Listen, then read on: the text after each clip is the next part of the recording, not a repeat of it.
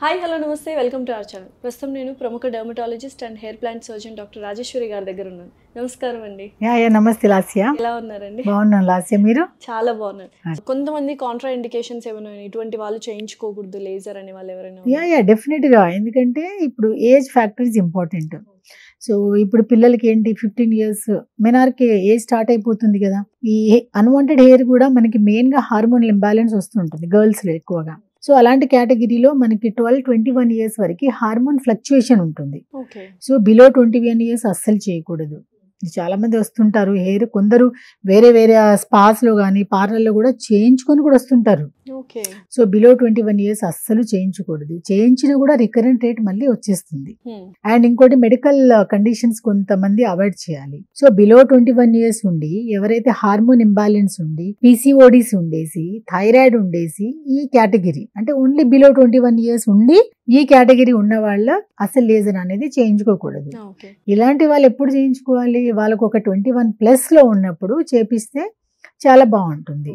And ఇంకో condition ఏంటంటే common గా కొందరికి ఏం చేసినా కూడా కీలాయిడ్ టెండెన్సీ ఉంటుంది. ఈ కీలాయిడ్ అంటే స్కార్, ఇలాంటి టెండెన్సీ వాళ్ళు కూడా అవాయిడ్ చేయాలి.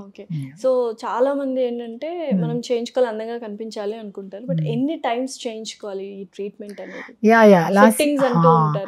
సో లాస్య ఏంటంటే ఈ ఒకసారికి అయితే కాదు, minimum to maximum 5 to 7 times చేయాలి. అండ్ ద డ్యూరేషన్ వచ్చేసి 3 weeks to 4 weeks మధ్యలో చేయాలి. లేదు అంటే 2 months నుంచి 6 to 4 weeks మధ్యలో అంటే మంత్స్ లో కూడా చేయాలి.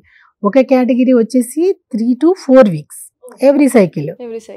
ఇంకో కేటగిరీ వచ్చేసి 2 months to 4 months. సో ఎలాంటి వాళ్ళు అంటే ఈ డ్యూరేషన్ కానీ ఈ గ్రోత్ రేట్ కానీ ఇవన్నీ కూడా డిపెండ్స్ ఆన్ దేర్ సైడ్స్. మన ఇందాక నేను చెప్పాను కదా, అన్ని సైడ్స్ కామన్ గా గ్రోత్ రేట్ ఉండదు. కొన్ని థిక్ హెయిర్ గ్రోత్. సో ఎక్కువగా ఫేషియల్ హెయిర్ లో అప్పర్ లిప్ అనేది చాలా ఫాస్ట్ గా గ్రోత్ రేట్ ఉంటుంది. సో అలాంటి కండిషన్ లో మనము 3 to 4 week లో ఎవ్రీ సైకిల్ చేయొచ్చు.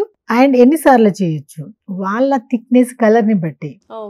సో కొందరి ఫెయిర్ కలర్ ఉండి థిక్ గా నల్లగా హెయిర్ పెరుగుతుంది. సో అలాంటి వాళ్ళకి కొంచెం సైకిల్ అనేది తక్కువ పడుతుంది. ఓకే. సో ఫెయిర్ కంప్లెక్షన్ ఉండి డార్క్ హెయిర్ ఉన్న వాళ్ళకి గ్రోత్ రేట్ చాలా తగ్గిపోతుంది, తక్కువ సెషన్స్ అవసరం అవుతుంది.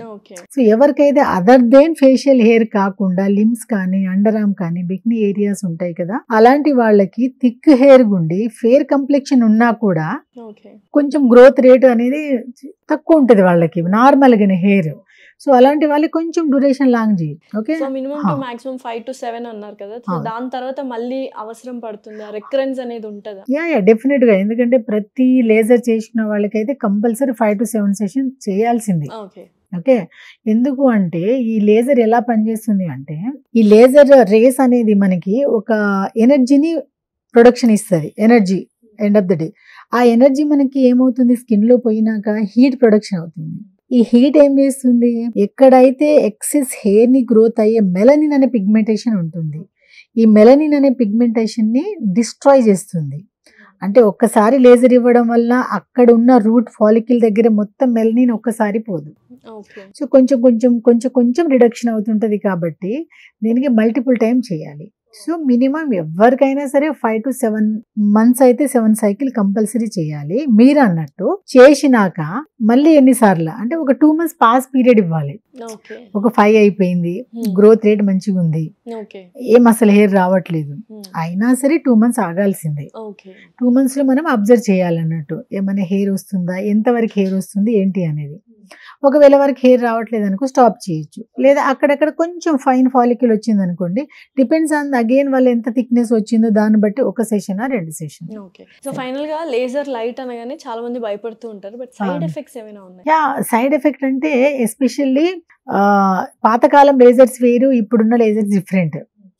అండ్ మోస్ట్లీ మన వాళ్ళు అందరూ ఏం చేస్తారు, ఇప్పుడు అందరూ డర్మటాలజీ దగ్గర వెళ్ళట్లేదు. ఓకే, అందరూ కూడా ఇప్పుడు బయట మార్కెట్ కూడా ఎలా ఉంది అంటే అంత కాస్మెటిక్ ని ఇట్లా క్యాచ్ చేస్తున్నారు. ఇంకా స్పాస్ కానివ్వండి, సెలూన్స్ కానివ్వండి, ప్రతి ఒక్కళ్ళు లేజర్ చేస్తున్నారు. అంటే వాళ్ళు అక్కడ చేసేది లేజర్ మిషన్ తెలియదు, but they are using the laser అనేది వర్డ్ అయితే వాడుతున్నారు.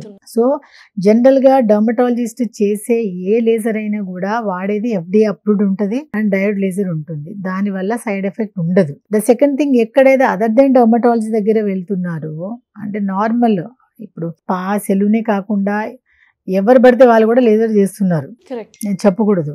సో అక్కడ మనకి సైడ్ ఎఫెక్ట్ ఛాన్సెస్ ఉంటాయి. ఆ సైడ్ ఎఫెక్ట్ ఎలాంటివి వస్తే ఛాన్సెస్ ఉంటాయి అంటే స్కిన్ ఇరిటేషన్ అవుతుంది, ఓకే. స్కిన్ రెడ్నెస్ అవుతుంది, సో ఫైనల్ గా పిగ్మెంటేషన్ స్కార్ ఫామ్ అవుతుంది.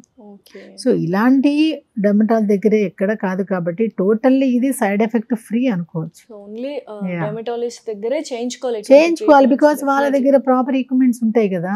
Okay. సో అది okay. Okay ma'am, thank you so much.